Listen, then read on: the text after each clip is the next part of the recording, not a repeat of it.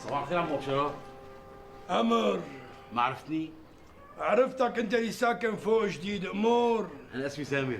والسبع لعنات شو بقدر أخدمك؟ مشان المي يعني.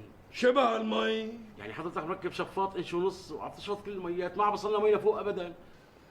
يا عمرا إن شاء الله ما تصل، شو ساوي لكم يعني؟ لا عمو بس عم يعني اذا بطفي الشفاط شوي مشان تصل عنا المي شوي، يعني شوي بس هيك، لو كان هيك الله وكيلك بس هيك. أنا قصدي مركب مضخة إنش ونص وما بدي ساعدكم. ليش؟ هيك أنا حيوان، حدا له عندي شيء، أنا حيوان. باين عليك. شو؟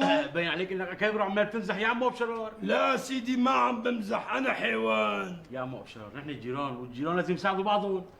هلا أنت عم تفهم علي ولا لا؟ أنتوا الجيران تتساعدوا وتصطفلوا، أما أنا لا، أنا حيوان. بس بكره اذا الجيران ضاجوا زياده رح يزعلوا لك مضخه كل يوم، الله وكيلك.